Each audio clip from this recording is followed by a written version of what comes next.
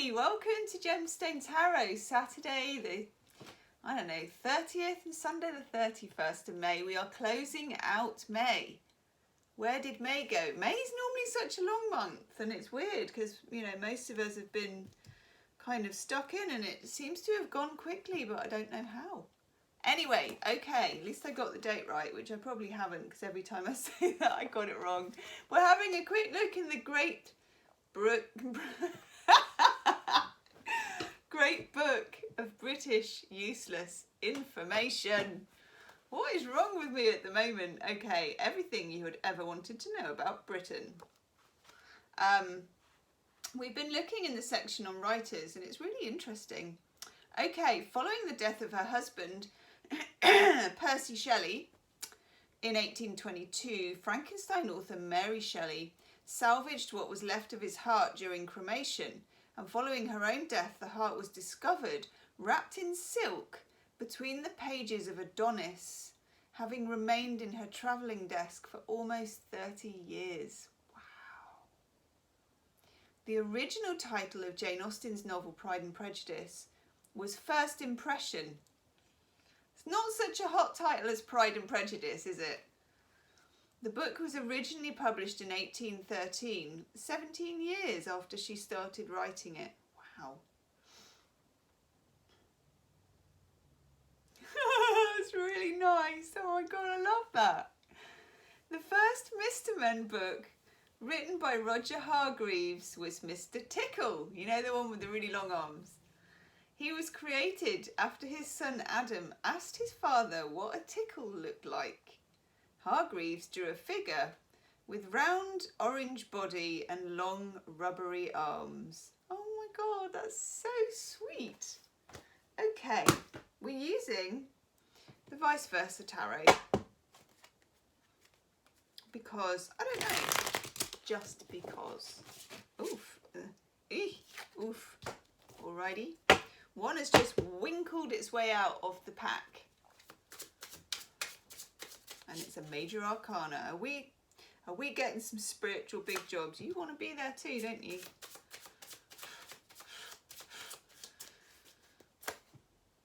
Oof. Oh, nice. Some pretty strong readings recently. Oh, that's nice too. And this appears to be no exception, people. Not doing reversals today. You know that I always stuff up the knights. I think that's a knight. That's the only thing with this deck. I find the knights and the... Oh, wow. The knights and the court cards a little bit confusing.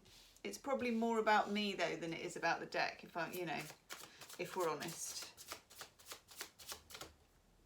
You. Oh, I love that one. Oh God, we've got two knights to contend with here. Okay, I'm going to go knights because there's horses, okay? Knight of Wands, overall energy. I mean, Page of Wands, Knight of Wands, there is a progression, but at least we're kind of in the same ballpark, you know, we're in the same postcode. It's the of knights. This is good. It's fire, it's rush, it's creativity, it's fire signs, it's all that kind of... It feels like we're leaving May with momentum. And I quite like it. I quite like it. But we have a slight tension because we've got two knights who probably couldn't look more different, actually, if you look at them like that. There's the daytime. You know, Knight of Wands, off he goes, got his big wand in his hand, and then we've got the Knight of Pentacles. He's just like sat there with his antlers and his pentacle, and he's working out his route. Knight of Wands has not checked for Google Earth or whatever it is that you do. I don't know what you do. I never check anything either, but he's not looked ahead. He doesn't need to because he's got that kind of luck. He's got that kind of juju. And it's that feeling of having fire in your pants and thinking, yeah, you know, I don't know how this is going to manifest. Maybe you do. But there's this note of caution from Mr. Let's Play the Long Game, okay? There he is, let's play the long game. Do you know what though? I don't see them entirely as in conflict. I think it's a bit of both. Now, oh, I love that card. Six of Wands, winner, winner, chicken dinner and more horses. Six of Wands is just a gorgeous card. It's lovely. I think it's Sagittarian energy. I'm thinking about the smelly, but I want to check this. It's always good when you check it and you find that the tower was just on the floor, on top of it. So we're going to take that as something. We don't know what it is. It's quite nice energy, actually. Let's just have a look. This book, Angler's Arian, the Tarot Handbook. Really good book. Always tell it's a good book when it looks like this. Right. No, it's Jupiter in Leo, okay? So don't listen to me. Jupiter in Leo. God, that's beautiful, though. Expansion and good luck in areas of creativity, insight and perception. I mean, or winner, winner, chicken dinner, okay? That would be Gemma's book. See chicken dinner. See winner. Okay, there is a winning perspective here, and the winning perspective, you know when they say, it's in that film with Reese Witherspoon, you can't ride two horses with one backside. Well, you can, and you're going to have to try. What does that say to us? It says the Chariot. Now, we talked the other day about how I'm developing a bit of a system where sometimes it's about the cards that aren't on the table. So I'm telling you now, the Chariot is not on the table, but it's very significant. Two horses, one chariot, Cancerian energy. We got an eclipse in Cancer, a solar eclipse on the 21st of June, and this is significant. I don't know why. But also we had an eclipse in Cancer on the, I'm pointing my finger, I'm sorry. We had an eclipse in Cancer on the 10th of January, didn't we? That's significant too. I'm just saying. Now, I'm very pointy today. Six of Cups, this is nice. This is some kind of soulmate thing. This is some kind of sweet energy, sweet love and energy. This is nice with the sun next to it as well, illumination. It's a rather beautiful thing, but it's quite deeply hidden, and there's still something that we talked about yesterday. There's still something to let go of, okay? Because we got the Eight of Cups, which is Saturn in Pisces. Notice on that side, the sun is there. Eights in tarot are always dynamic. There's always something happening. Now in the Eight of Cups, it's the least zippity-doo-dah of the dynamism.